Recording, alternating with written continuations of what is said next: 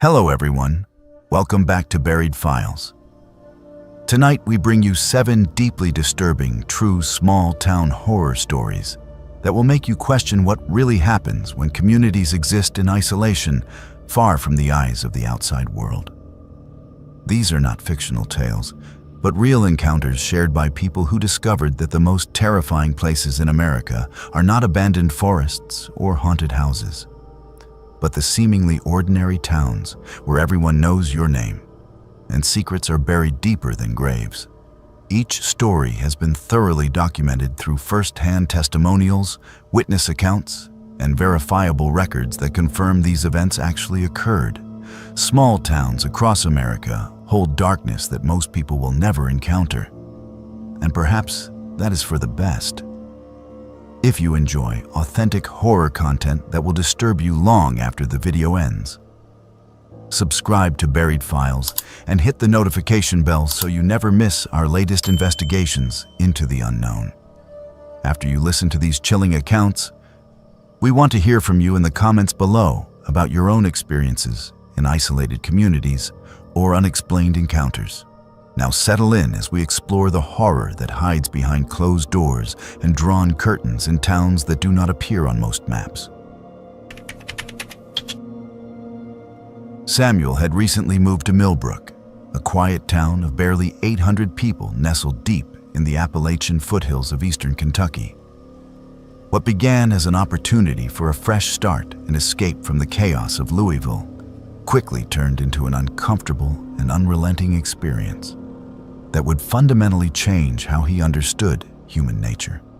He had chosen the town specifically for its isolation and the remarkably low cost of living, thinking the slower pace would be exactly what he needed after his divorce, and the subsequent breakdown that had cost him his teaching position. The local real estate agent, a woman named Martha, who seemed pleasant enough during their phone conversations, had promised him peace, friendly neighbors, and a tight-knit community where everyone looked out for each other. She had made it sound like something out of a Norman Rockwell painting, a place where doors remained unlocked and children played freely in the streets until well after dark. But when Samuel pulled into his driveway on that first evening in late September and noticed every single house on his street had their curtains drawn, yet he could feel eyes watching him through the cracks. Things took an unexpected turn that he could not have anticipated. The town seemed friendly enough on the surface, with its well-maintained Victorian homes and pristine white church steeple rising above the town square. But before long, it became clear that Millbrook had rules, unspoken ones that outsiders were expected to follow without ever being told what they were or why they mattered. The first week passed in an eerie silence that Samuel initially attributed to small-town reserve and natural suspicion of newcomers. He was a 32-year-old man who understood that trust had to be earned, especially in communities where families had lived for generations and everyone else was considered an outsider until proven otherwise. He made efforts to be friendly, waving to neighbors when he saw them collecting their mail or tending their immaculately kept gardens. But something felt wrong in a way he could not quite articulate. When he waved, people would freeze mid-motion, stare at him with expressions that seemed almost frightened, and then hurry back inside their homes without acknowledging his greeting. At the small grocery store on Main Street, conversations would stop the moment he entered, and other customers would abandon their shopping carts and leave through the back entrance as if his presence contaminated the air itself. The cashier, a teenage girl with dark circles under her eyes, would ring up his items without making eye contact. And when he tried to make small talk about the weather or ask about local restaurants, she would simply shake her head and point to the total on the register screen. He told himself he was being paranoid, that he was projecting his own anxieties onto innocent people who were simply shy or unused to strangers. The second week brought the first note. Samuel found it tucked into his screen door when he returned from an unsuccessful job interview at the regional high school in the neighboring county. The paper was aged and yellowed. The handwriting spidery and old-fashioned, written with what appeared to be a fountain pen. It read simply, "Do not walk past the Miller property after sunset. Do not ask why." There was no signature, no explanation, and when Samuel looked up and down his street, he saw no one who might have left it. The Miller property, he had learned from the brief tour Martha had given him, was the large farmhouse at the end of Maple Street, about 4 houses down from his own rental. It looked abandoned, with boarded windows and a yard that had gone wild with weeds and thorny bushes. Though he had noticed that someone must maintain it because the grass was cut and the porch was swept clean, he had thought nothing of it before receiving the note. But now it took on a sinister quality that made him uncomfortable. That evening, testing the warning like a child testing boundaries, he deliberately walked past the Miller property at twilight, his heart pounding with irrational fear.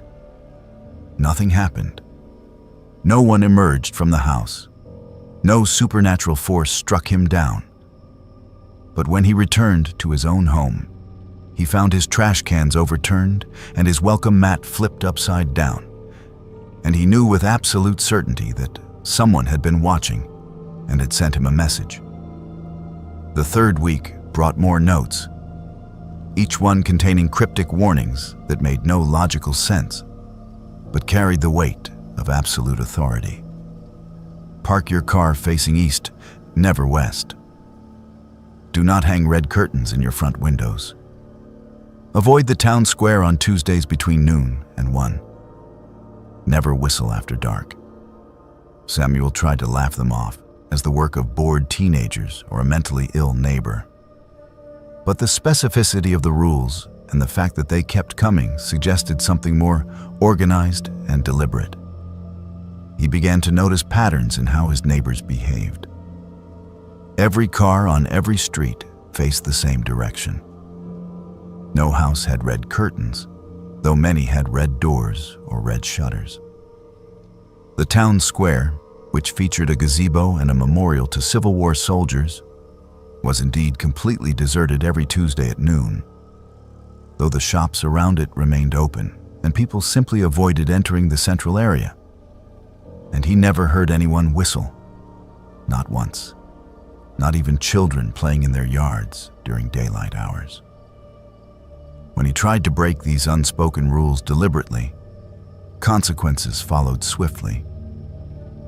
The day he hung burgundy curtains in his living room, he found a dead crow nailed to his front door. When he parked his car facing west, all 4 tires were slashed overnight. When he whistled while taking out his trash after dinner, his electricity was cut off. And when he called the power company, they insisted there was no outage reported and no explanation for why his home had lost service. By the 4th week, Samuel realized that people were not just avoiding him, but actively crossing the street when they saw him coming, as if he carried some contagious disease or had violated laws so fundamental that his presence offended them on an existential level. Shopkeepers would flip their signs to closed when they saw him approaching, even though he could see other customers inside. The postman began leaving his mail at the end of his driveway rather than bringing it to his door. Children who had been playing would be called inside by their mothers the moment he stepped onto his porch. The ostracism was so complete and so coordinated that Samuel began to doubt his own sanity and perception of reality. He had done nothing wrong that he could identify, committed no social offense beyond being an outsider who had failed to intuit rules that no one would explain. He felt like he was living in a nightmare where everyone had agreed to pretend he did not exist, or worse, that his existence was an active threat to the community. The isolation began to affect him physically. He lost weight because he could not bear to go to the grocery store where he would be treated like a leper. He stopped sleeping well because he could hear footsteps on his porch at night and knew that people were checking on him, watching him, monitoring his compliance with rules he did not fully understand. The breaking point came 5 weeks after his arrival, when Samuel decided he had had enough of the silent treatment and the cryptic warnings. He was an educated man, a former high school history teacher with a master's degree, and he refused to be intimidated by what he had come to think of as small-town cult behavior. He would confront these people and demand answers. He would make them explain their rules and justify their treatment of him. On a Thursday afternoon, he walked to the home of Evelyn Patterson, the only neighbor who had ever spoken to him, though only once, and only to tell him that he should leave Millbrook before Sunday if he valued his peace of mind. She was an elderly woman who lived 3 houses down in a neat yellow cottage with a garden full of chrysanthemums. When she answered his knock, her face went pale, and she tried to close the door. But Samuel put his hand against it and insisted on an explanation. What she told him in a whispered rush of words made him question whether the entire town had lost its collective mind or whether he had stumbled into something far stranger than he had imagined. Evelyn explained that Millbrook had been founded in 1842 by a religious sect that had broken away from mainstream Presbyterian doctrine over issues of predestination and community purity. The original founders had established a complex system of rules and traditions designed to keep the town spiritually clean and protected from outside corruption. These rules had been passed down through generations, evolving and multiplying over nearly 2 centuries. And they governed everything from which direction residents parked their cars, to what colors they could display in their windows, to where they could walk and when. The rules seemed arbitrary and superstitious to outsiders, Evelyn admitted. But to the descendants of the original families, they were sacred obligations that protected the town from divine judgment and supernatural harm. Breaking the rules brought consequences, not from any human enforcement, but from the town itself. Or so the residents believed.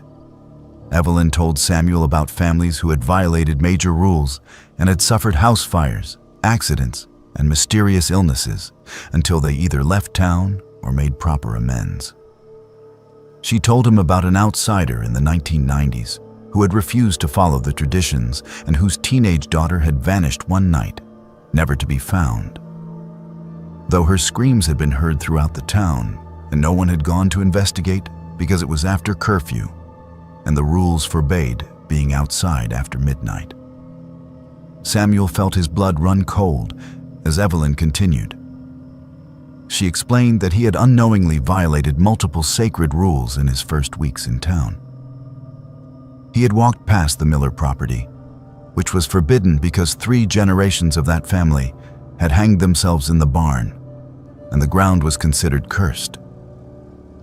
He had hung red curtains, which symbolized blood and violence in the town's symbolic language. He had parked facing west, which represented the direction of death and the setting sun.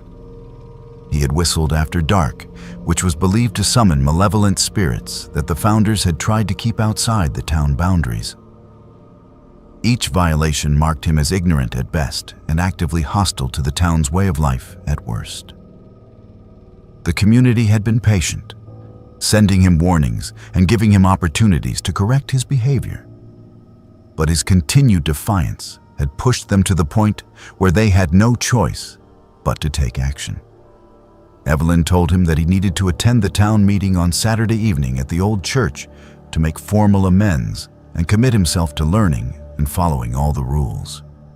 If he refused, or if he did not attend, he would need to leave Millbrook before Sunday morning, or the town would make him leave through methods she would not specify, but that she promised he did not want to experience. Samuel left Evelyn's house shaking with a mixture of fear and anger. Part of him wanted to dismiss everything she had said as the delusions of an isolated community that had inbred itself into collective insanity.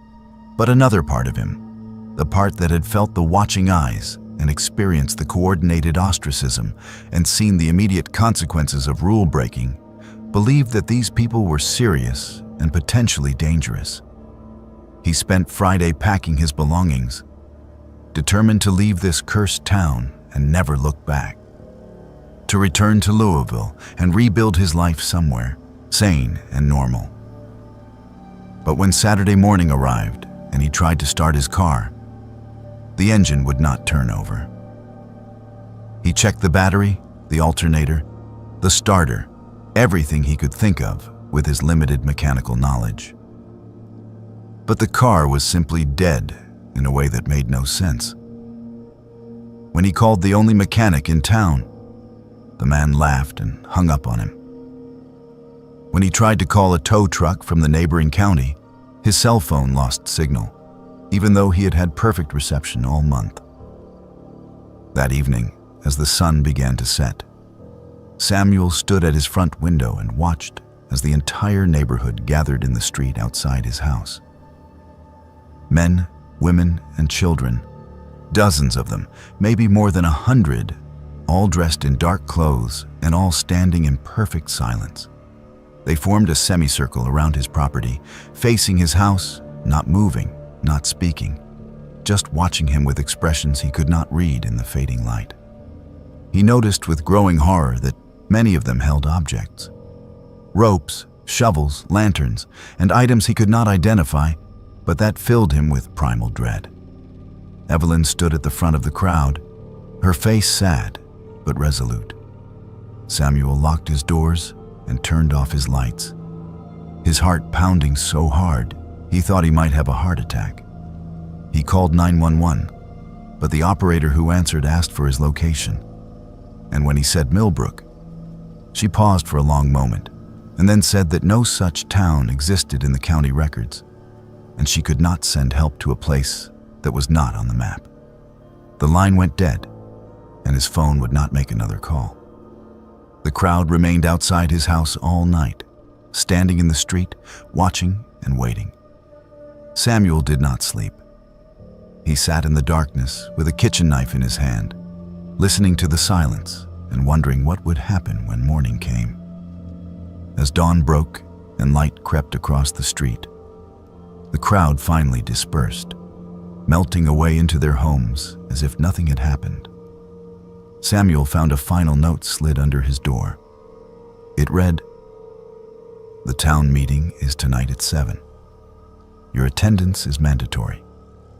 This is your last chance to become part of Millbrook or to cease being anything at all." Samuel looked at his dead car, at his useless phone, at the empty street that had been filled with watching figures all night. He realized that he had no choice. He would go to the meeting. He would learn their rules. He would become whatever they wanted him to become, because the alternative was something he could not bear to contemplate. And because he understood now that Millbrook did not let people leave once they had seen what lay beneath its peaceful surface. Aria was a 24-year-old freelance photographer who had built a modest following documenting the slow death of rural America through haunting images of abandoned main streets, shuttered factories, and communities that time had forgotten. She had traveled to Thornwick, a remote town of barely 600 residents tucked into the rain-soaked forests of the Oregon coast, after reading about it in a thread on a photography forum dedicated to vanishing American towns. The person who had mentioned Thornwick claimed it was one of the last truly isolated communities in the Pacific Northwest, a place where the population had been slowly dwindling for decades, and where the remaining residents clung to old ways with a determination that bordered on obsession. Aria had arrived on a gray October afternoon when the fog hung so thick between the massive Douglas firs that surrounded the town that she could barely see 50 feet in any direction. The town itself looked like it had been preserved in amber from the 1950s, with a single main street lined with brick buildings, an old movie theater with a marquee advertising a film from 1987, and a general store with a hand-painted sign that had weathered to near illegibility. But what immediately caught her attention was the frenzied activity taking place throughout the town as residents prepared for what they called the Harvest Festival. The moment Aria parked her car in front of the only inn, a 3-story building with peeling white paint and a porch that sagged alarmingly. She was greeted by the innkeeper, a woman in her 60s who introduced herself as Margaret and who seemed almost desperately pleased to see a visitor. Margaret insisted on carrying Aria's bags personally, refused to accept payment for the room, and kept repeating how wonderful it was that Aria had arrived just in time for the festival. When Aria asked what the harvest festival entailed, Margaret's enthusiasm became even more pronounced, her words tumbling over each other as she described a celebration that had been held in Thornwick every year since the town's founding in 1889. It was a time of community bonding, Margaret explained, when everyone came together to give thanks for the harvest and to ensure the town's continued prosperity and protection. The festival would take place in 3 days, on the night of the new moon, and Margaret insisted that Aria simply had to stay and document it with her camera. It would be unlike anything she had ever photographed, Margaret promised. A genuine slice of authentic American tradition that had been preserved unchanged for over a century. Over the next 2 days, Aria explored Thornwick with her camera, capturing images of the festival preparations that struck her as increasingly bizarre and unsettling. The residents were constructing enormous effigies in the town square, human-shaped figures woven from branches and dried corn stalks that stood nearly 15 feet tall. At first glance, they appeared to be typical harvest decorations, the kind of folk art scarecrows one might see at any autumn festival. But as Aria examined them more closely through her telephoto lens, she noticed disturbing details that made her skin crawl. The faces of the effigies had been crafted with unsettling precision, their features so realistic that they seemed to be grimacing in pain or screaming in terror. The bodies were positioned in poses that suggested torture or execution, with arms twisted at unnatural angles and heads tilted back as if in their final moments of agony. Stranger still, each effigy wore clothing, not the simple burlap or rags one would expect, but actual garments that looked worn and lived in, as if they had been taken from real people. She noticed jeans with grass-stained knees, a jacket with a name tag still pinned to the breast, a pair of sneakers that showed signs of regular use. The symbols painted throughout the town disturbed Aria even more than the effigies. Every building, every lamppost, every fence had been marked with elaborate designs in what appeared to be a mixture of red paint and something organic that had a rust-brown color and a smell that made her gag when she got too close. The symbols were not decorative or festive. They were harsh geometric patterns interspersed with images that seemed to depict violence and suffering.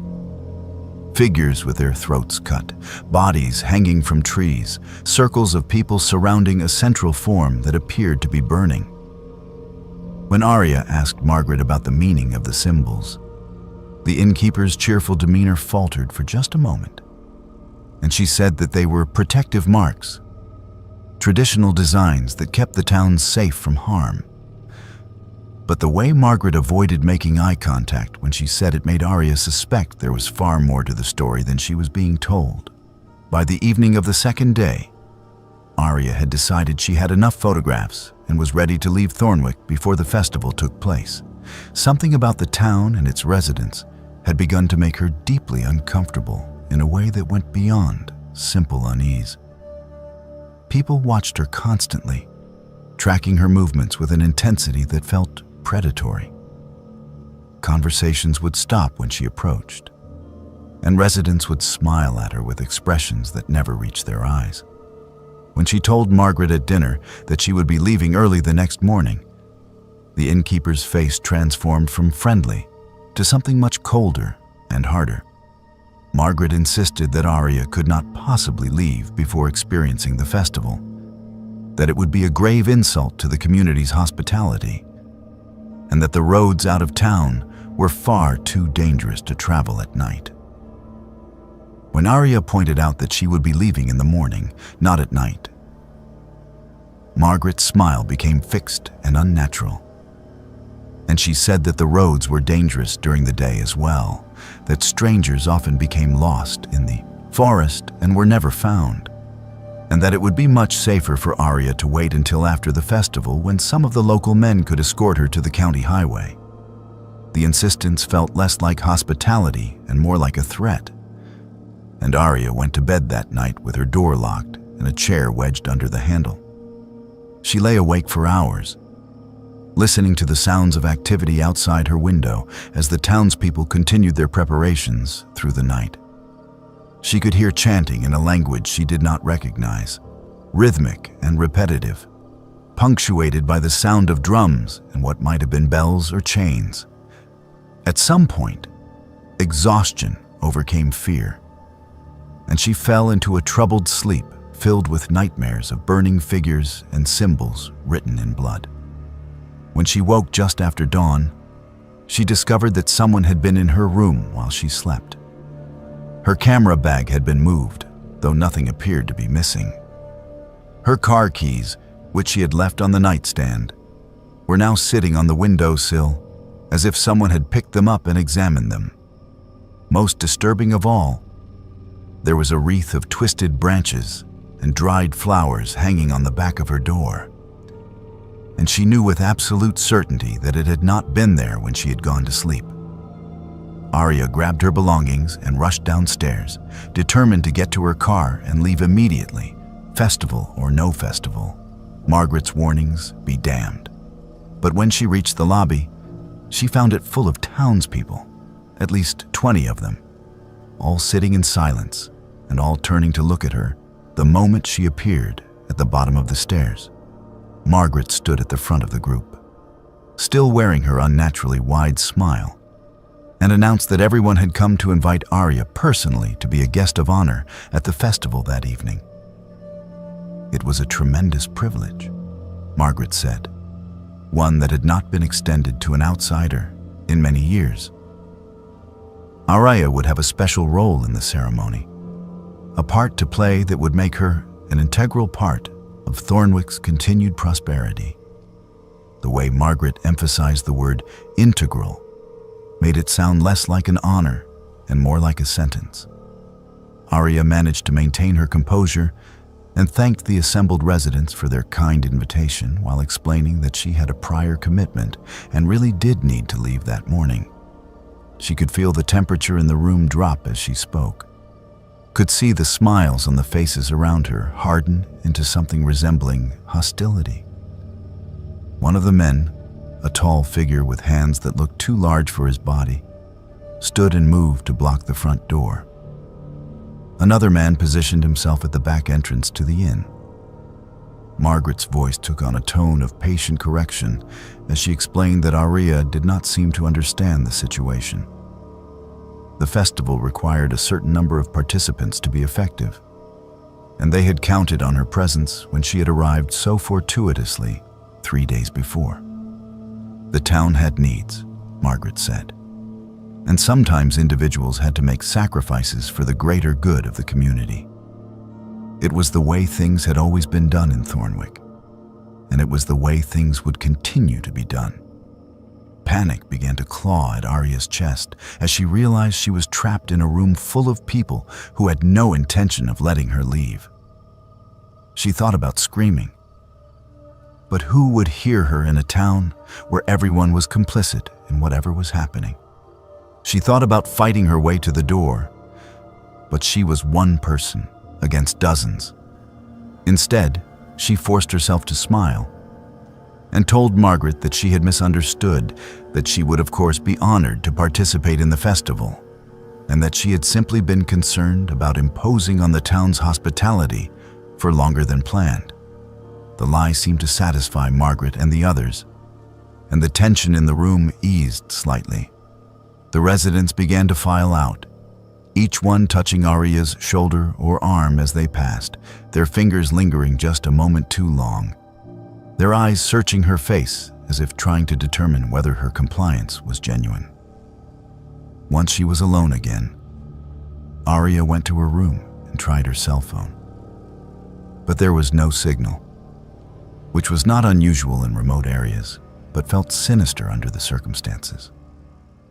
She went to the window and saw that her car was surrounded by people, not obviously guarding it, but positioned in such a way that she could not possibly reach it without being seen and stopped. She was truly trapped, and the realization made her want to vomit. She spent the rest of the day in her room, trying to formulate a plan, trying to understand what was really happening in Thornwick and what role these people intended her to play in their festival. When she searched through the room more carefully, she found something that made her blood freeze. Hidden behind the dresser was a backpack, dusty and clearly forgotten, with a Colorado driver's license in the front pocket belonging to a man named James Chen. According to the license, he had been 26 years old when it was issued in 2019. Aria searched online on her laptop using the weak Wi-Fi signal from the inn and found a missing person report filed in 2020 for James Chen, a travel photographer who had disappeared while documenting small towns in the Pacific Northwest. The last place his credit card had been used was at a gas station 40 miles from Thornwick. The discovery gave Aria the clarity and motivation she needed. Whatever happened at the Harvest Festival, it was not a harmless tradition, and she was not going to wait around to become another missing person whose belongings ended up hidden in the inn. As evening approached and she heard the sounds of the festival beginning in the town's square, the drums and chanting growing louder, she made her decision. She would not try to escape through the front of the inn or to her car. Instead, she would go out through her second-floor window, climb down using the porch trellis, and make her way through the forest on foot. It was risky, and she might become lost in the vast wilderness that surrounded Thornwick. But it was a better option than staying and discovering what fate the townspeople had planned for her. She waited until the chanting reached a fever pitch, and she could hear that the entire town had gathered in the square for the ceremony. Then she opened her window as quietly as possible, threw her backpack with her laptop and camera down into the bushes below, and began to climb down the trellis. The wood was old and rotten, and it cracked alarmingly under her weight, but it held long enough for her to reach the ground. She retrieved her bag and began to run toward the tree line, moving as quickly and quietly as she could through the darkness. Behind her, she could hear the festival continuing, could see the orange glow of enormous fires burning in the town square, could smell smoke and something else, something chemical and wrong that made her run faster. She had nearly reached the safety of the forest when she heard the shout behind her. They had discovered her absence. She could hear voices calling her name, could hear the sound of people running, could see flashlight beams cutting through the darkness as they began to search for her. Aria plunged into the forest and ran blindly through the undergrowth, branches tearing at her face and clothes, roots threatening to trip her with every step. She ran for what felt like hours, but was probably only 20 or 30 minutes, until her lungs burned and her legs threatened to give out. Finally, she stopped behind a massive fallen log to catch her breath and listen for sounds of pursuit. She could hear nothing but the wind in the trees and the sound of her own ragged breathing.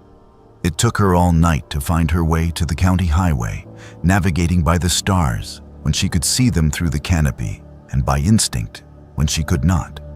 When she finally stumbled onto the paved road just after dawn, she flagged down the first vehicle she saw, a logging truck whose driver took one look at her torn clothes and terrified expression and agreed to take her to the nearest police station. She told the officers everything, about the festival, about the effigies, about James Chen's belongings, about being held against her will.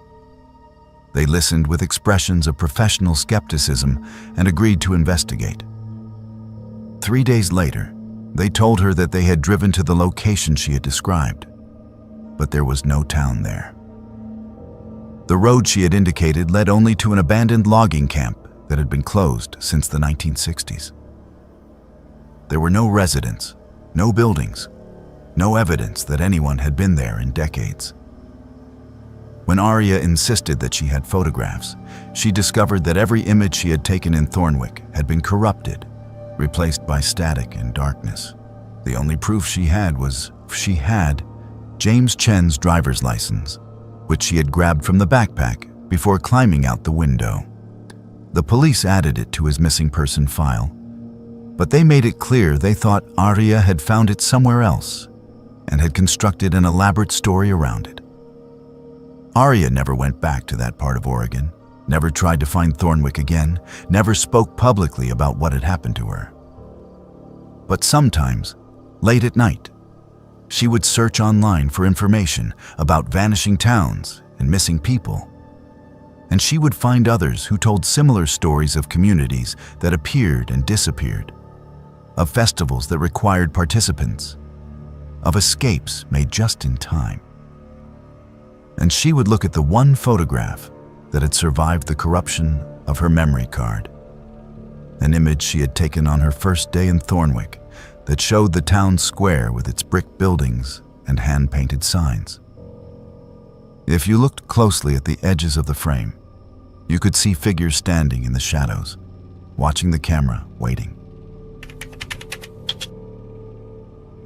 This happened in 2019, but David still remembered every single detail about what he discovered quite vividly. It was so random and so distinctly horrifying that he would never forget what was hidden beneath Pinewood Community Church in rural Mississippi. The incident was so disturbing and so unexpected that it fundamentally changed how David viewed the communities he worked in and made him question how many other secrets lay hidden beneath the surface of seemingly normal American towns. At the time, David was 28 years old and working as an independent contractor specializing in historical building renovation. He had built a solid reputation for restoring old churches throughout the South, preserving their architectural character while updating them to meet modern safety codes. When he received the call from Pastor Franklin of Pinewood Community Church, he had been pleased to take on the project. The church was over 100 years old, a beautiful white clapboard structure with Gothic revival windows and a bell tower that had been featured in several books about Southern architecture. The congregation was small, maybe 40 regular attendees, in a town of 400 people.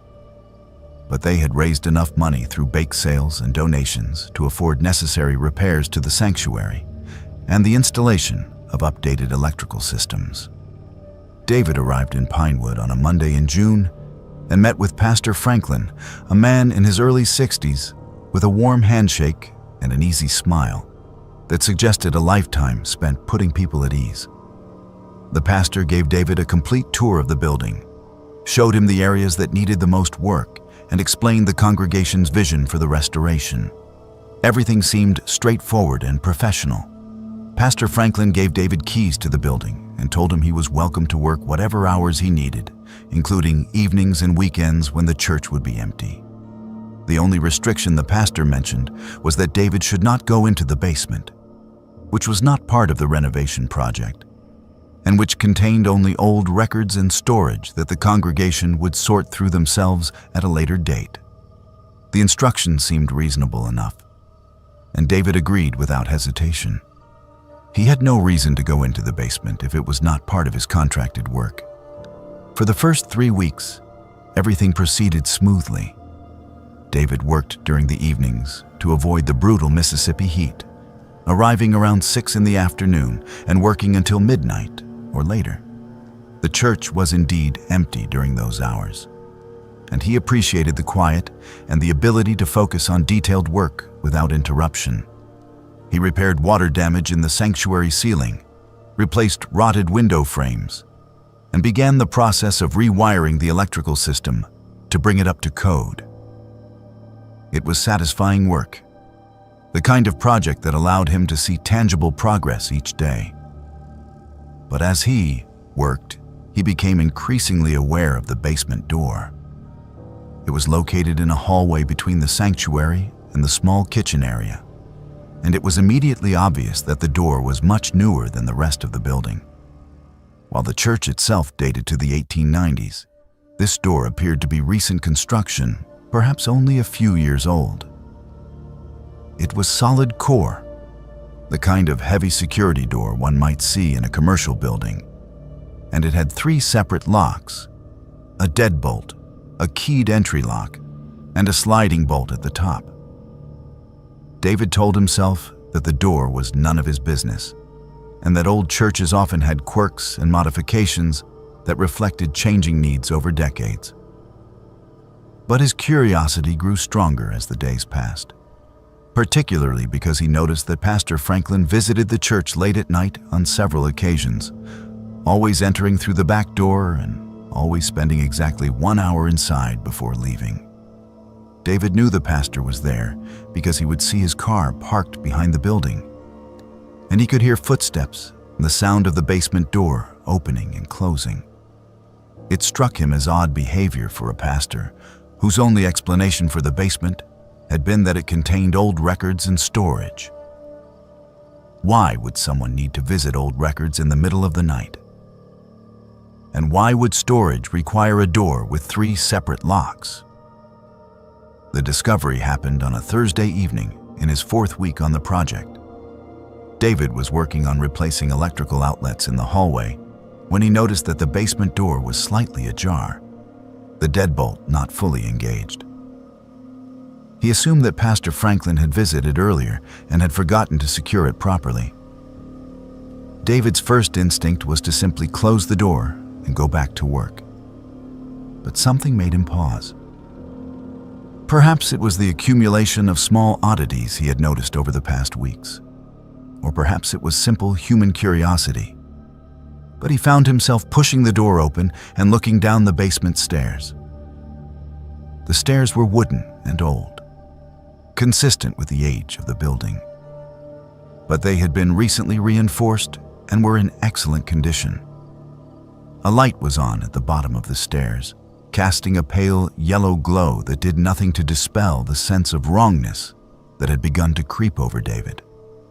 He descended the stairs slowly, telling himself that he was simply making sure everything was secure and that there was nothing inappropriate about checking on a part of the building where he was working.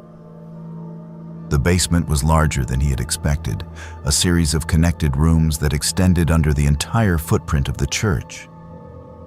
The first room contained exactly what Pastor Franklin had described: boxes of old records, Christmas decorations, folding tables and chairs, and the accumulated detritus of decades of church activities. But there was another door at the far end of this room, and this door was also heavy and secure, though it stood open now. David walked through it and found himself in a space that made his blood run cold, and his professional instincts screamed that something was terribly wrong. The room had been converted into living quarters, but not the kind that suggested voluntary occupancy. There was a twin bed with a bare mattress and a thin blanket. There was a small toilet in the corner, the kind one might find in a prison cell, with no privacy screen or door. There were supplies stacked against one wall: cases of bottled water, canned foods, and what appeared to be medical supplies, including bandages and bottles of pills. But most disturbing were the restraints. Heavy chains had been bolted to the concrete wall, with cuffs that could secure a person's wrists and ankles. The walls were marked with scratches, as if someone had dragged their fingernails across the concrete in desperation. And there were children's toys scattered on the floor: a stuffed bear with matted fur, a coloring book with pages torn out, crayons worn down to nubs. The room smelled of bleach and something underneath the chemical scent, something organic and wrong that made David want to vomit. David pulled out his phone with shaking hands and began photographing everything. He documented the restraints, the living conditions, the supplies, the scratches on the walls, every detail that would serve as evidence of what he had found. His mind was racing with horror and disbelief. This was not old storage. This was a prison. Someone had been kept here, possibly multiple people over time, and the presence of children's items suggested victims who were young and vulnerable. As he photographed the final corner of the room, he heard a sound that made his heart stop. Footsteps at the top of the basement stairs. Someone had entered the church above him. David froze, every instinct telling him to hide, to run, to do anything but be discovered in this room where he was explicitly told not to go. He heard the footsteps descending the stairs, heard them crossing the first basement room, and then Pastor Franklin appeared in the doorway. The transformation in the pastor's demeanor was immediate and chilling. The warm, friendly expression vanished, replaced by something cold and calculating and utterly devoid of humanity.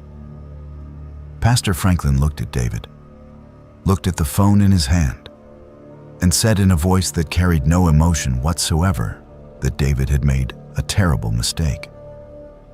The pastor began to explain that some people in the community required correction and guidance, that the basement served a holy purpose in rehabilitating those who had strayed from righteousness, and that outsiders could never understand the difficult work that the church performed in keeping the town pure and godly. David did not wait to hear more. He shoved past Pastor Franklin with all the strength he could muster, knocking the older man off balance and sending him stumbling into the wall. David ran through the first basement room, up the stairs, and out of the church to his truck.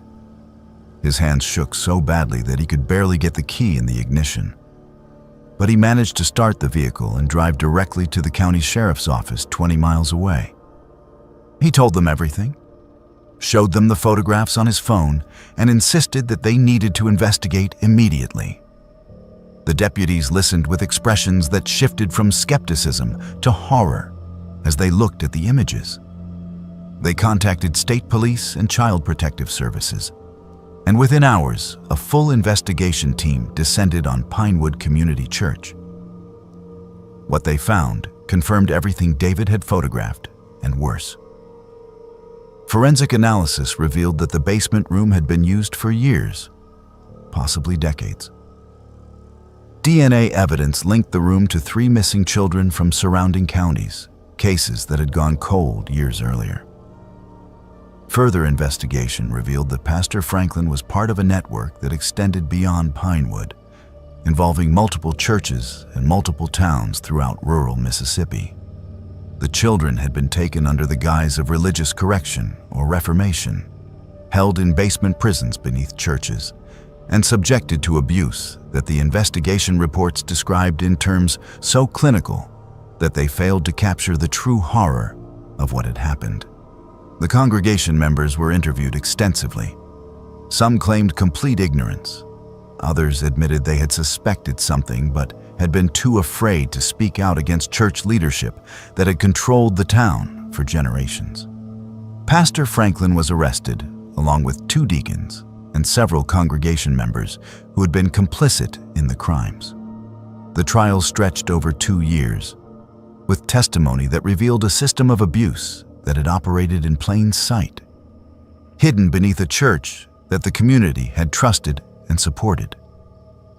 David testified at the trials, describing what he had found and how the discovery had unfolded.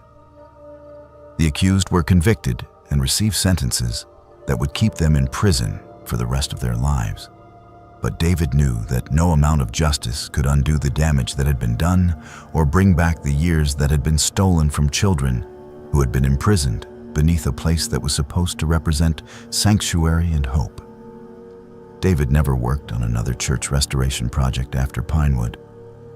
He could not bring himself to enter those spaces anymore without wondering what might be hidden in their basements or locked rooms. The experience had shown him that evil could wear any face and hide behind any institution, and that the most horrifying monsters were often the ones who stood in pulpits, and smiled at their congregations every Sunday while keeping unspeakable secrets locked away in the darkness below. This happened when Evelyn had just moved to Coopersville, a dying mining town in West Virginia with a population that had dwindled to barely 300 souls clinging to a place that the rest of the world had forgotten.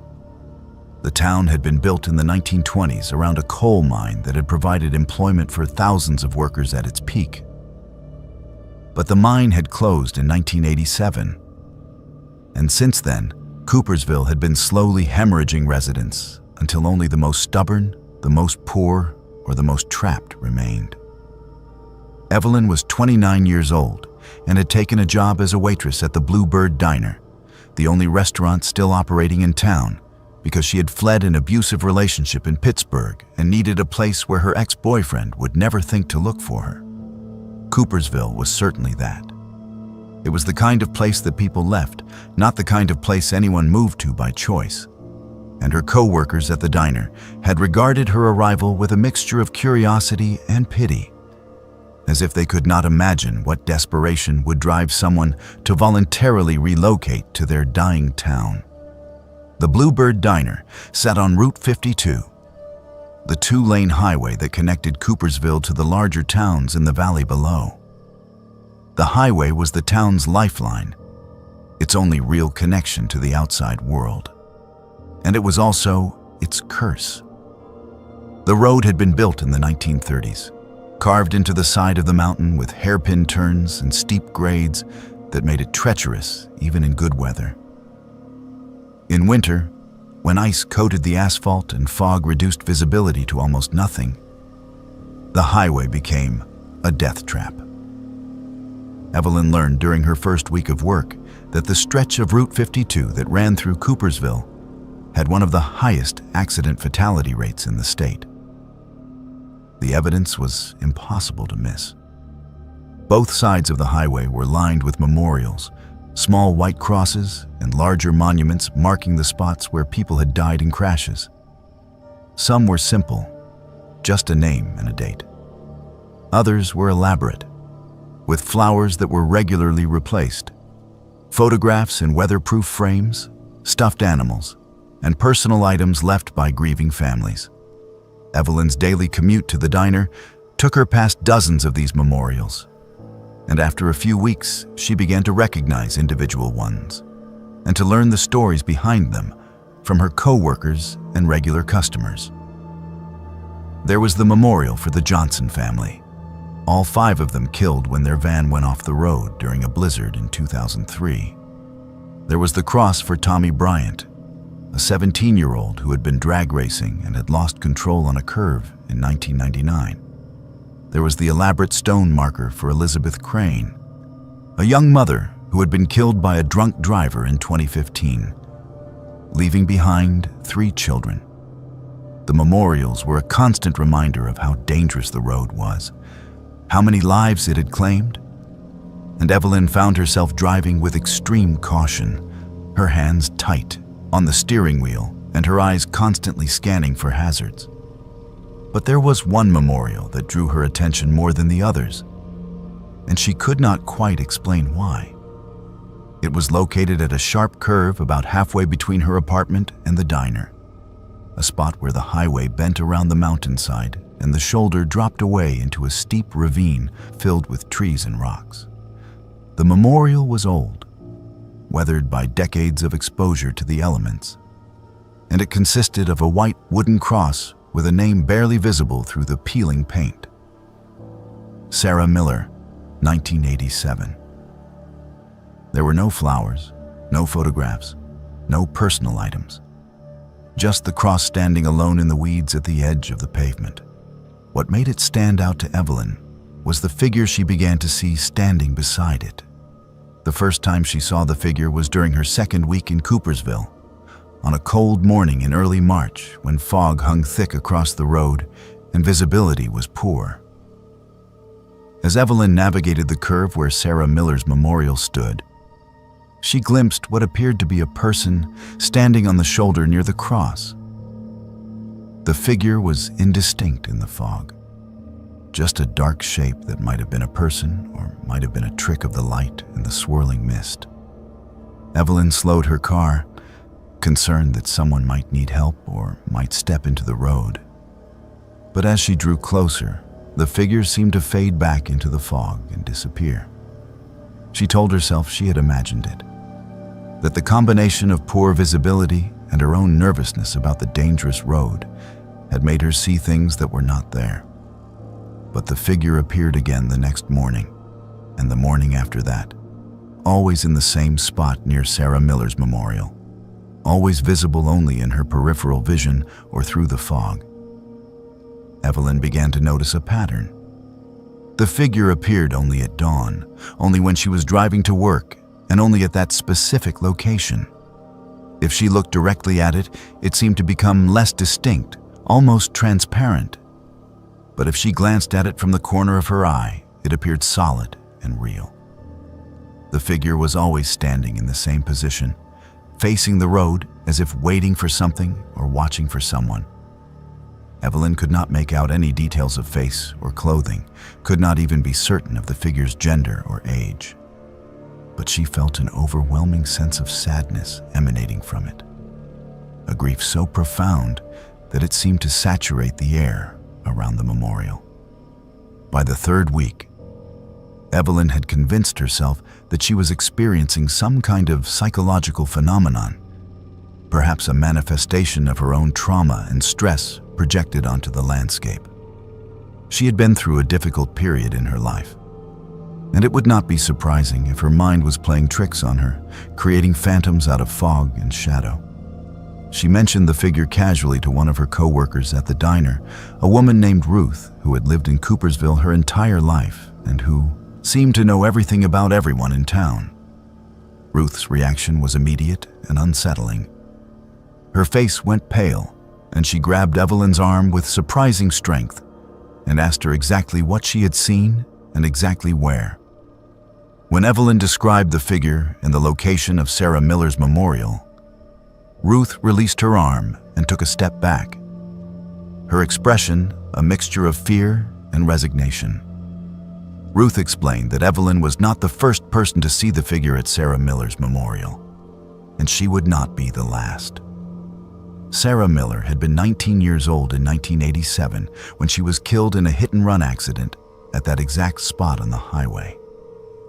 The driver had never been caught, had never been identified, and had never faced justice for taking Sarah's life.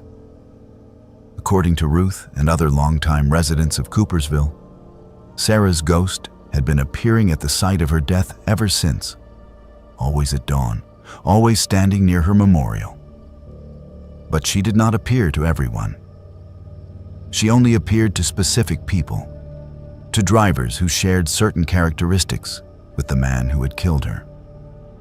Ruth would not specify exactly what those characteristics were, saying only that Sarah appeared to those who looked like her killer, and that her appearances were a warning or perhaps an accusation. The revelation should have frightened Evelyn, should have made her avoid that section of highway or change her route to work. But instead, it made her angry. The idea that she somehow resembled a hit-and-run driver, that she was being haunted or accused because of a superficial similarity to a person who had committed a terrible crime decades ago, seemed profoundly unfair. She began to deliberately look for the figure each morning, to stare directly at the memorial as she drove past, almost daring the ghost to show itself clearly. And the figure obliged. Each day it became more distinct, more solid, more present. By the fourth week, Evelyn could make out details. A young woman with long dark hair, wearing jeans and a jacket, standing with her arms at her sides and her face turned toward the road. The figure never moved, never gestured, never acknowledged Evelyn's presence in any obvious way. But Evelyn felt watched, felt judged, felt the weight of that silent accusation growing heavier with each passing day. Then the figure began to move closer to the road. Each morning it stood a few inches nearer to the pavement, a few inches closer to the path of Evelyn's car. The progression was subtle but unmistakable. And Evelyn realized with growing dread that the ghost was not content to simply watch anymore. By the end of the 4th week, the figure was standing at the very edge of the shoulder, so close to the road that Evelyn had to swerve slightly to avoid the spot where it stood. And then, on a Monday morning in late March, the figure stepped directly into the road in front of Evelyn's car. Evelyn saw the young woman materialize in the center of her lane, solid and real, her face finely visible and contorted in an expression of rage and grief. Evelyn screamed and jerked the steering wheel to the right, trying to avoid hitting the figure, but her car was traveling too fast on the dangerous curve. The vehicle skidded on the damp pavement, the tires losing traction, and Evelyn felt the sickening sensation of the car sliding sideways toward the edge of the road and the steep drop beyond. She managed to regain partial control and bring the car to a stop on the shoulder, her heart pounding and her hands shaking so violently she could barely grip the steering wheel. When she looked in her rearview mirror, the figure was gone, and the road behind her was empty. Evelyn sat in her car for 20 minutes, trying to calm down enough to drive the rest of the way to work. When she finally arrived at the diner, pale and shaken, Ruth took one look at her and pulled her into the back office. Evelyn told her what had happened, about the figure stepping into the road, about nearly going over the edge, about the terrible expression on the ghost's face. Ruth listened with the resigned air of someone who had heard similar stories before. She told Evelyn that Sarah Miller had caused accidents before, that she appeared to drivers and made them swerve, that 3 people had died at that same curve since Sarah's own death in circumstances eerily similar to Evelyn's near miss. The local police knew about it, Ruth said. But what could they do? How could they stop a ghost? How could they protect people from something that had no physical form and no rational explanation? Ruth advised Evelyn to take a different route to work, even if it meant adding 20 minutes to her commute by going around the mountain on back roads. But Evelyn discovered that avoiding Sarah Miller's memorial was not enough. The ghost followed her. On her new route, Evelyn began to see the same dark-haired figure standing at different roadside memorials, always watching, always waiting. She learned that there were 3 other memorials along Route 52 where similar stories were told, 3 other sites where the ghosts of accident victims appeared to drivers and caused them to crash. Coopersville's dangerous highway was haunted by the dead who had died there, and they were not resting peacefully. They were angry, and they were making the living pay for crimes both real and imagined. Evelyn lasted another 2 months in Coopersville before the constant fear and the recurring appearances of the roadside ghosts drove her to quit her job and leave town. She moved to a city in Ohio, as far from mountain highways and rural roads as she could get. And she never drove Route 52 again. But sometimes, when she was driving at dawn and saw a roadside memorial, she would feel a chill and would see, just at the edge of her vision, a figure standing and watching. The ghosts of Coopersville had marked her somehow, had claimed her as one of the people who looked like the ones who had wronged them, and she wondered if she would ever truly escape their silent accusations. When Joseph was 16 years old, his family moved to Grantsville, a town of just 500 people in rural Idaho, where his father had taken a job as a supervisor at the lumber mill that was the only significant employer for 50 miles in any direction. Joseph had not wanted to move. He had friends and a life back in Boise, and the idea of spending his last 2 years of high school in a town that was smaller than his old high school student body filled him with dread.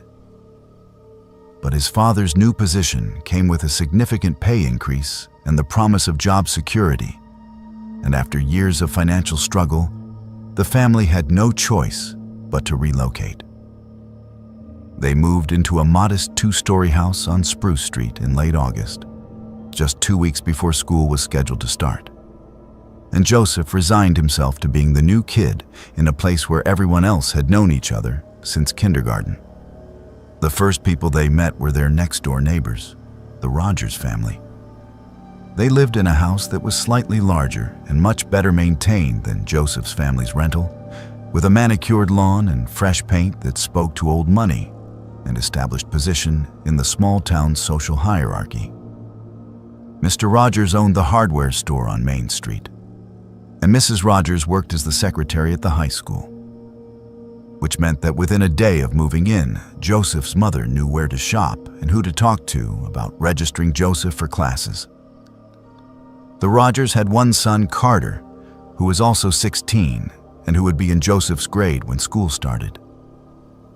Mrs. Rogers suggested that Carter could show Joseph around town and introduce him to other kids their age, and Carter seemed enthusiastic about the prospect. Greeting Joseph with a wide smile and an immediate invitation to come over and hang out. For the first week, having Carter as a guide to Grantsville seemed like a stroke of good fortune. Carter knew everyone and everything about the town. He showed Joseph the few places where teenagers gathered: the swimming hole in the creek behind the abandoned grain elevator, the parking lot at the grocery store where kids hung out on Friday nights, the hiking trails in the forest that surrounded the town on 3 sides. Carter introduced Joseph to other students who would be in their classes, and he vouched for Joseph's character in a way that seemed to smooth his acceptance into the social fabric of the high school. Joseph's parents were pleased that their son had made a friend so quickly, and they encouraged the relationship, inviting Carter over for dinner and praising him for being such a good influence. But as the second week progressed, Joseph began to notice aspects of Carter's behavior that made him uncomfortable. Carter had a way of showing up uninvited, appearing at Joseph's door at odd hours without calling first, or asking if it was a convenient time to visit. He would let himself into Joseph's house through the back door, which the family had not yet gotten into the habit of locking. And Joseph would discover Carter sitting in his room going through his belongings or reading his journal. When Joseph expressed surprise or mild annoyance at these intrusions, Carter would laugh and say that this was how things were done in small towns, that people did not stand on ceremony or worry about privacy the way they did in cities. Joseph tried to accept this explanation, tried to adjust his expectations to match what Carter insisted were normal small-town behaviors. But something about Carter's constant presence felt wrong in a way that Joseph struggled to articulate. The situation escalated after school started. Carter arranged his schedule so that he shared every possible class with Joseph, and he positioned himself so that they were always paired for group projects and lab assignments. He sat next to Joseph at lunch and discouraged other students from joining their table, creating an insular dynamic that left Joseph socially isolated, except for his connection to Carter. When Joseph tried to make other friends or spend time with different people, Carter would become visibly upset, accusing Joseph of being disloyal and reminding him that Carter was the only person who had been kind to him when he was new and friendless. The accusations stung because they contained an element of truth, and Joseph found himself apologizing and promising to be a better friend even though he could not identify what he had done wrong. Joseph's parents worked long hours, his father at the mill and his mother at a medical clinic in the next town over, which meant that Joseph was alone at home most afternoons and evenings. Carter began spending these unsupervised hours at Joseph's house, doing homework together or watching television. And while Joseph appreciated the company at first, he gradually realized that Carter's presence was not optional. If Joseph tried to say he had too much work to hang out or that he wanted some time alone, Carter would show up anyway, letting himself in through the back door and acting as if no refusal had been given. Joseph stopped locking his bedroom door because Carter would simply wait in the hallway or sit on the stairs outside Joseph's room until Joseph gave in and let him enter. The behavior felt increasingly possessive and controlling. But when Joseph tried to talk to his parents about it, they dismissed his concerns, said that Carter was just being a good friend and that Joseph should be grateful to have someone who cared about him so much. The situation reached a disturbing turning point in late September when Carter invited Joseph to see his room, which he had not shown Joseph before, despite Joseph having shown Carter his own room dozens of times. Joseph followed Carter next door and up to the second floor of the Rogers house, and when Carter opened his bedroom door, Joseph felt his stomach drop. The walls of Carter's room were covered with images of Joseph. There were photographs that Carter must have taken without Joseph's knowledge, printed and arranged in careful grids that covered entire walls. There were drawings of Joseph in various poses and settings, some realistic and some stylized, all executed with disturbing skill and attention to detail. There was a collage made from items that Joseph recognized as things he had lost or misplaced over the past month. A pen, a notebook, a t-shirt, a bracelet he had thought he left at school. Most disturbing were the writings, journal entries, and poetry that Carter had written about Joseph, describing feelings and fantasies that made Joseph's skin crawl and made him realize that Carter's attachment was not normal friendship, but something much darker and more obsessive. Joseph left Carter's house immediately, making an excuse about forgetting something and practically running back to his own home. He locked all the doors and windows, his hands shaking and his mind racing with horror at what he had seen. He tried calling his parents, but neither answered their phones, and he was left alone with the knowledge that Carter lived 20 feet away and knew every habit and vulnerability that Joseph had.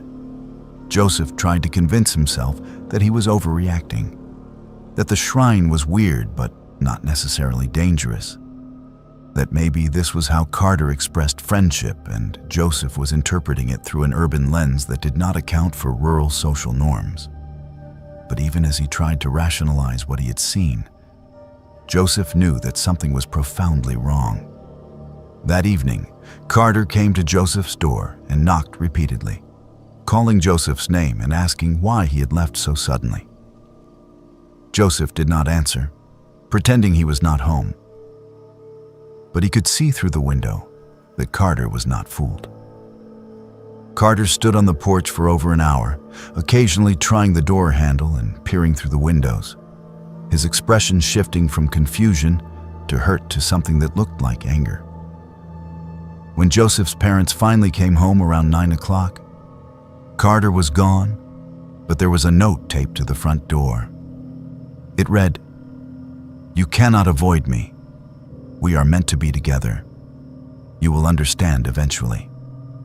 The note was written in the same handwriting that had covered the walls of Carter's room, and it was signed with both their names as if they were a unit. Carter and Joseph forever. Joseph showed his parents the note and tried to explain about the shrine in Carter's room, but his father dismissed it as teenage drama, and his mother suggested that Joseph had misunderstood Carter's intentions and that the images were probably just art projects for school. They refused to take the situation seriously, and Joseph realized with growing despair that he was on his own. Over the next 2 weeks, Carter's behavior became increasingly aggressive and unstable. He followed Joseph between classes, stood outside Joseph's house at night, and left gifts and notes in Joseph's locker that ranged from romantic to threatening. When Joseph tried to avoid him, Carter would corner him in empty hallways or bathrooms, demanding to know why Joseph was being cruel and insisting that they had a special connection that Joseph was betraying. The situation finally came to a head in mid-October, when Joseph woke at 2 in the morning to find Carter standing in his bedroom. Carter had broken in through a window that Joseph had thought was locked, and he was holding a knife that he said was to protect them both from people who would try to keep them apart. Joseph screamed, and his father came running, wresting the knife away from Carter and calling the police. Carter was arrested and charged with breaking and entering and assault with a weapon. During the investigation that followed, police discovered that Carter had a history of obsessive behavior toward other boys, a pattern that had been carefully hidden and managed by the Rogers family and by community members who had chosen to protect the family's reputation rather than address Carter's dangerous psychological issues. The investigation revealed that two families had quietly left Grantsville in the previous 5 years after their teenage sons had been targeted by Carter in ways similar to what Joseph had experienced. In both cases, the Rogers family had used their influence and money to convince the families to relocate rather than press charges or create a scandal. The town had been complicit in enabling Carter's behavior, valuing social harmony and the protection of a prominent family over the safety of vulnerable teenagers. The discovery filled Joseph with rage and a sense of betrayal, not just by Carter, but by an entire community that had knowingly allowed a predator to operate among them. Carter was eventually sentenced to psychiatric treatment and probation, a punishment that Joseph's family and many others felt was inadequate given the severity of his actions and the pattern of behavior that had been documented. Joseph's family moved out of Grantsville before Christmas, unable to remain in a town that had protected their son's stalker and that continued to treat the Rogers family with deference and sympathy. Joseph carried the trauma of those months with him for years, struggling with trust and hypervigilance and anger at the adults who had failed to protect him. The experience taught him that small towns could be dangerous in ways that had nothing to do with crime rates or stranger danger, that the worst threats often came from within communities that closed ranks to protect their own and sacrificed outsiders to maintain an illusion of respectability and peace. Scarlett had been meaning to tell this story for years, but something had always stopped her. Some combination of fear and doubt and the creeping suspicion that no one would believe what had happened to her in Asherton, Texas. The incident had occurred in the summer of 2021 when she was 25 years old and traveling cross-country from California to North Carolina to start a new job as a graphic designer. She had decided to take the southern route and make a road trip out of it, stopping in small towns along the way to photograph interesting architecture and local landmarks for her personal portfolio. The plan had been to drive through the empty stretches of West Texas in one long push, stopping only for gas and food. But her car had other ideas. Somewhere between El Paso and San Antonio, on a desolate stretch of highway where the landscape was nothing but scrub brush and heat shimmer, her engine had started making a grinding noise that quickly escalated into a mechanical death rattle that forced her to pull over. She had managed to coast into Asherton, a town so small that it barely qualified as a town at all. The population sign at the town limits read 189, and from what Scarlett could see as she limped her dying car down Main Street, that number seemed optimistic.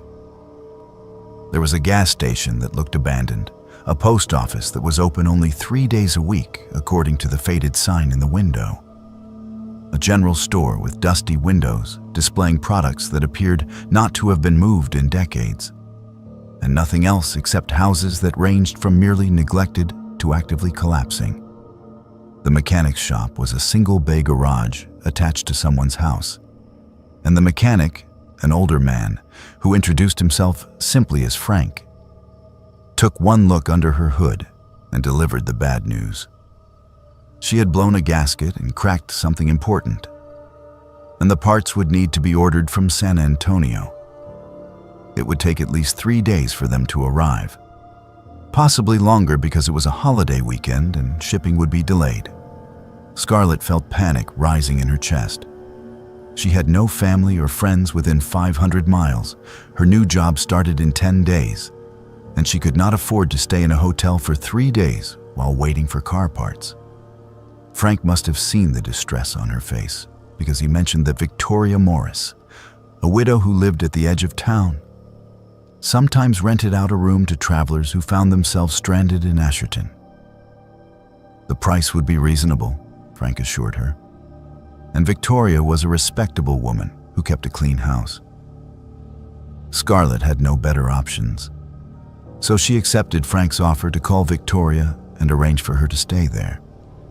Within an hour, she found herself standing on the porch of a weathered Victorian house that sat at the very end of a dirt road, separated from the rest of Asherton by at least a quarter mile of empty land. Victoria was a woman in her 70s, with sharp eyes and a manner that was polite but not warm.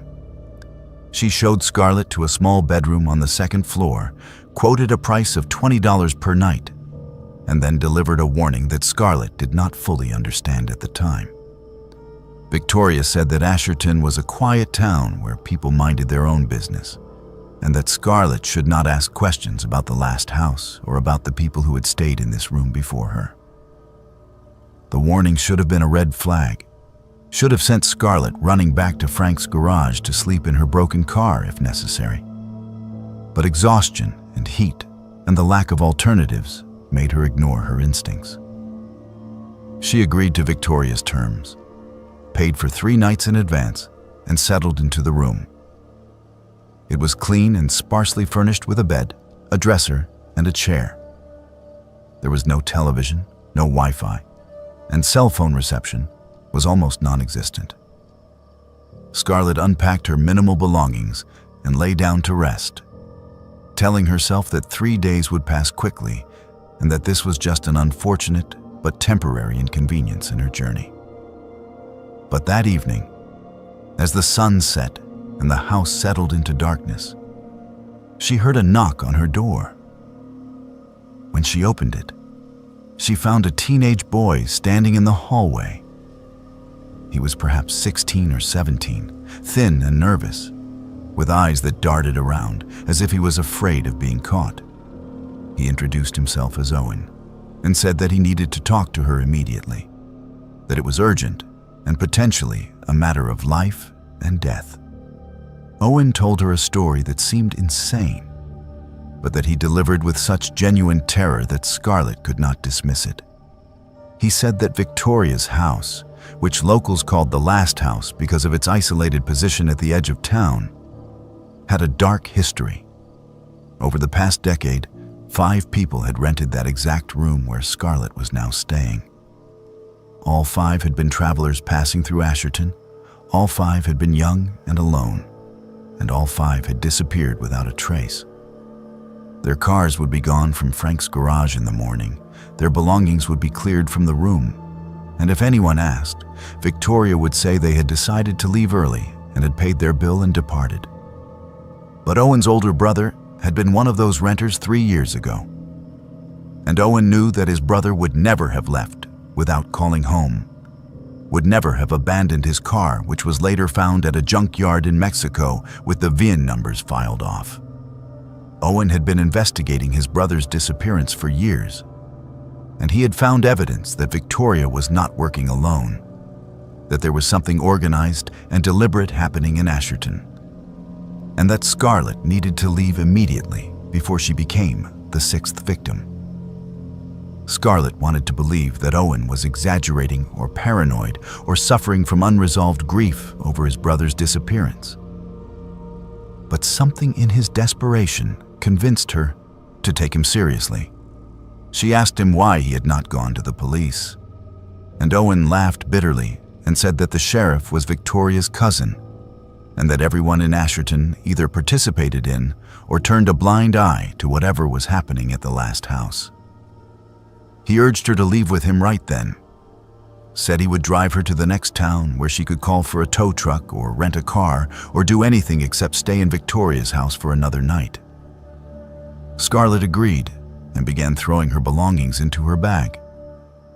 But before they could leave the room, they heard Victoria's voice calling from downstairs, asking if everything was all right and saying that she had heard voices. Owen's face went white, and he whispered that they needed to go immediately, that Victoria must not know that he had warned Scarlett. They tried to leave through the bedroom window, but it was painted shut and would not open. They tried the back stairs, but Victoria was standing at the bottom, blocking their exit. Scarlett realized with sick certainty that she was trapped. That Owen's presence had alerted Victoria to the fact that her pattern had been disrupted, and that whatever happened to the previous renters was about to happen to her. But Owen, who knew the house from years of secret investigation, grabbed Scarlett's hand and pulled her into a closet, then pushed aside a false back panel that revealed a narrow space between the walls. They squeezed into the gap and pulled the panel shut behind them just as they heard Victoria entering the bedroom. They could hear her searching the room, opening drawers and checking under the bed, muttering to herself about interference and schedules and how the boy was becoming a problem that needed to be solved. They waited in the darkness between the walls for what felt like hours, but was probably only 30 minutes. When they finally heard Victoria go back downstairs, Owen led Scarlett through the gap to a place where it opened into the basement. What Scarlett saw there confirmed every terrible thing Owen had told her. The basement contained belongings that clearly did not belong to Victoria.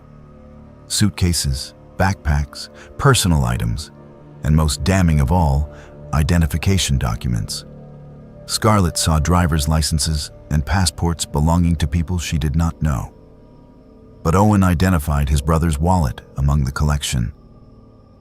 Scarlett used her phone to photograph everything, every piece of evidence she could capture in the low light.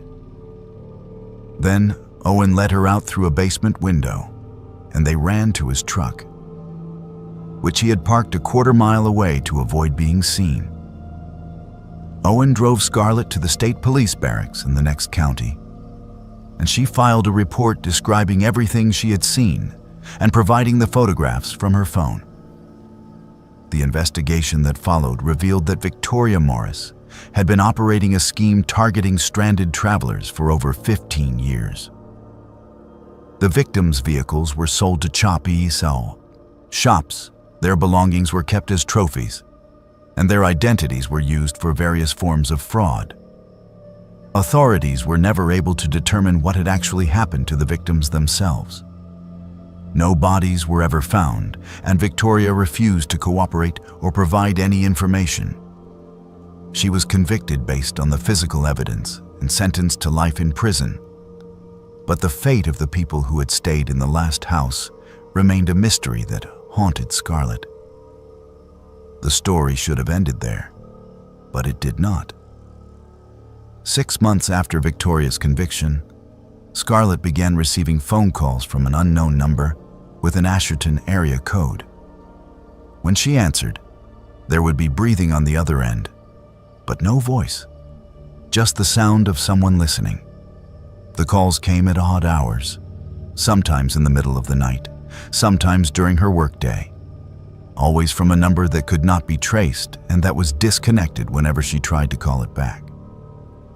The calls continued for years, sometimes stopping for months at a time before resuming with renewed frequency. Scarlett changed her number 3 times, but somehow the calls always found her again.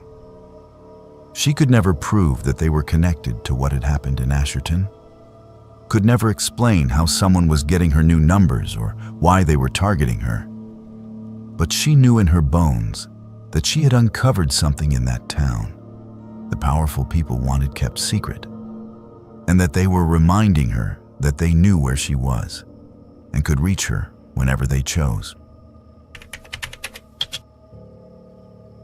Zoe was a 27-year-old journalist from Seattle who had built a respectable career investigating fringe communities and unexplained phenomena for a regional alternative newspaper that specialized in long-form investigative pieces.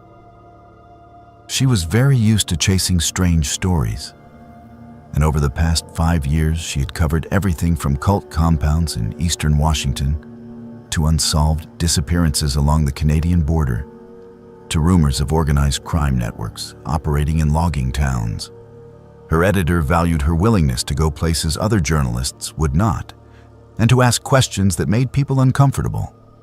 But nothing in her experience had prepared her for what she would encounter in Coldwater, Montana, a town that existed on paper, but seemed to defy every rational explanation for how communities functioned.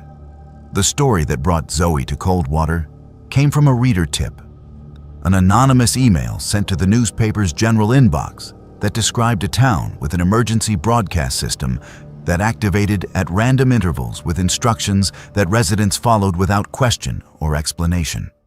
The tipster claimed to have driven through Coldwater once and had heard the broadcast warning people to stay inside and turn off their lights, which every resident had immediately obeyed as if it were a practice drill. The email provided coordinates, but no other contact information. And when Zoe tried to research the town online, she found almost nothing beyond a mention in a 1970 census report that listed Coldwater's population as 342. There were no recent news articles, no social media presence, no business listings. Nothing that suggested the town still existed or that anyone who lived there interacted with the outside world. Zoe arrived in Coldwater on a gray afternoon in late September after driving for 7 hours through increasingly remote mountain roads that wound through national forest land and private timber holdings. The town appeared suddenly around a curve, a cluster of perhaps 50 buildings arranged along a single main street with residential houses spreading out into the surrounding hills. Everything looked functional but dated, as if Coldwater had been frozen in time around 1985 and had not changed or modernized since then. The cars parked along the street were old models. The storefronts had hand-painted signs, and there was no visible cell phone tower or satellite dishes that would indicate modern connectivity. Zoe checked into the only motel, a single-story building with 8 units arranged in an L shape around a gravel parking lot. The clerk who registered her was a man in his 40s who spoke in monosyllables and avoided making eye contact, taking her cash payment without asking for identification or having her sign any paperwork. Zoe spent the first day walking through Coldwater and attempting to conduct interviews with residents about the emergency broadcast system. Her reception was uniformly cold and suspicious. People would see her approaching with her notebook and camera and would immediately turn and walk in the other direction. Shop owners would suddenly remember they were closing early when she tried to enter their businesses. The few people who would speak to her at all insisted that there was no emergency broadcast system and that she must be thinking of some other town. But Zoe noticed details that contradicted their denials. Every building had speakers mounted on the exterior walls. Old-fashioned loudspeakers like the kind used for tornado warnings in the Midwest. Every residence had blackout curtains in every window. Heavy fabric that would block all interior light from being visible outside. And most tellingly, everyone she encountered seemed nervous and kept glancing at their watches or at the sky as if anticipating something. The emergency siren went off at exactly 3 o'clock in the morning, jolting Zoe awake from a light sleep in her motel room. The sound was deafening, a mechanical wail that seemed to come from every direction at once, and it was followed by a recorded voice speaking through the loudspeakers mounted throughout the town. The voice was male, flat and emotionless, and it delivered instructions with the authority of someone who expected absolute compliance. Lock your doors, turn off your lights. Do not look outside. Do not attempt to leave your homes. Do not make any sound. This will continue until the all-clear signal is given. The message repeated 3 times, and then the siren stopped, leaving behind a silence so complete that Zoe could hear her own heartbeat pounding in her ears. Zoe went to her window and carefully pulled back the curtain to look outside. The town was completely dark. Every light extinguished, every window covered. The only illumination came from the moon, which cast everything in shades of silver and black. She could see nothing moving, no cars, no people, no animals, nothing but empty streets and shuttered buildings. The silence was oppressive and wrong, as if the entire town was holding its breath and waiting for something terrible to pass. Zoe stood at the window for perhaps 10 minutes, watching and waiting. And then the all-clear signal sounded, a single long tone from the sirens. And within seconds, lights began to appear in windows throughout Coldwater, as if nothing unusual had happened. The next morning, Zoe tried to ask the motel clerk about the broadcast, but he simply stated that she must have been dreaming and that there had been no siren during the night. His denial was so blatant and so obviously false that Zoe felt a chill of real fear. Something was happening in Coldwater, something that every resident knew about and participated in, and they were all committed to keeping it secret from outsiders. She spent the day exploring the edges of town, looking for any clue that would explain the broadcast and the collective behavior it triggered.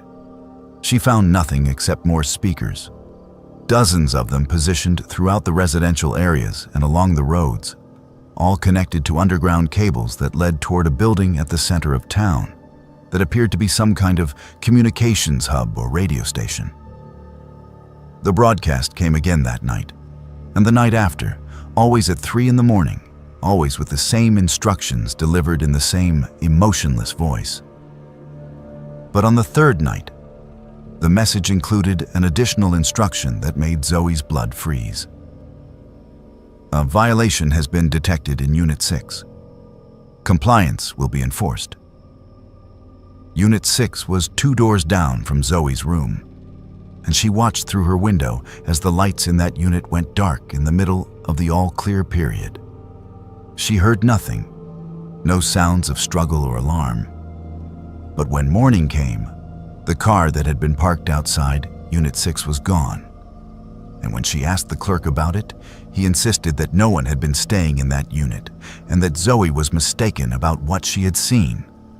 Zoe realized that she needed to leave Coldwater immediately, that whatever was happening in this town was dangerous, and that her presence had been noticed and was being tolerated only as long as she did not interfere or break the rules.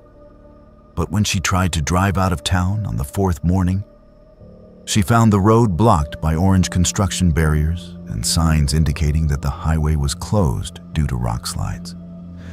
There was no evidence of any rock slide, no debris or damage, just barriers that had not been there when she arrived. She tried the other road out of town and found it similarly blocked. She was trapped, and the realization sent waves of panic through her chest. That afternoon, while frantically searching her motel room for any option or escape route, Zoe found something hidden behind the loose baseboard under the sink. It was a notebook, small and water-damaged, filled with handwritten notes in cramped handwriting. The notebook belonged to someone named Marcus Chen, and according to the dates on the entries, he had been in Coldwater in August of 1982, investigating the same phenomenon that had brought Zoe there. Marcus had documented everything. The 3 a.m. broadcasts that occurred every single night without fail, the violations and disappearances of people who did not follow instructions, his own growing fear and paranoia as he realized he could not leave. The final entry was dated August 28, 1982, and it read, "I understand now. The broadcasts are not random. They are training. The town is preparing for something, has been preparing for decades. I have been noticed. Tomorrow, I will try to escape during daylight hours before the barriers go up. If you find this, do not make the same mistakes I made. Leave before you understand." The entry ended there, mid-sentence, as if Marcus had been interrupted or had run out of time. Following Marcus's advice, Zoe packed only her most essential belongings and left the motel at noon, driving toward the roadblocks as if she intended to turn around, but then veering off onto a Forest Service road that she had noticed during her explorations. The dirt road was rough and barely maintained, but it headed in the general direction of the county highway, and it was her only option. She drove for 45 minutes through dense forest, her car bouncing over ruts and rocks, until she finally emerged onto a paved road that she recognized as being outside Coldwater's immediate area. She did not stop driving until she reached Missoula 4 hours later, and even then she felt the urge to keep moving, to put as much distance as possible between herself and the town that had held her captive. Zoe returned to Coldwater 3 weeks later with state police and officials from the county sheriff's department, determined to expose what was happening there and to find answers about Marcus Chen and the person who had disappeared from Unit 6. But when they arrived at the coordinates where Coldwater should have been, they found nothing. There was a clearing in the forest where a town might once have stood, but there were no buildings, no roads, no infrastructure, no evidence that anyone had lived there in decades. The police checked their maps and their GPS systems and confirmed that they were at the correct location. But Coldwater simply did not exist. Zoe's photographs from her time in the town were corrupted, every image replaced by static or darkness. Her audio recordings were erased. The only physical evidence that survived was Marcus Chen's notebook, which she had kept in her possession the entire time. The authorities filed a report noting the discrepancy, but took no further action. As far as they were concerned, Zoe had experienced some kind of stress-related episode or had been the victim of an elaborate hoax, though they could not explain who would create such a hoax or why. Zoe's editor ran a shortened version of her story, but it was treated as an unsolved mystery rather than as investigative journalism, and most readers dismissed it as creative fiction. Zoe tried to move on, tried to focus on other stories and other investigations. But Coldwater haunted her in ways that went beyond simple trauma or fear. Every month since her escape, Zoe received an envelope in the mail with no return address and a postmark from a different location each time. Inside each envelope was a single photograph showing the clearing where Coldwater had been. But in each photograph, there was one new person standing in the center of the frame. The person was always different. A young woman in hiking gear, an older man in business clothes, a teenager with a backpack, people who looked like travelers or tourists or researchers. None of them ever looked directly at the camera. They all stood with their backs turned, facing toward the tree line, as if waiting for permission to enter something that Zoe could not see. She kept all the photographs in a locked box, documenting them and trying to identify the people. But she never found any answers. The photographs suggested that Coldwater was still operating, still claiming new residents or victims, still existing in a space that defied conventional geography and rational explanation. And Zoe knew that somewhere in Montana there was a town that appeared and disappeared according to rules she would never understand. A place where emergency broadcasts trained people for purposes that remained hidden, and where anyone who broke the pattern simply ceased to exist.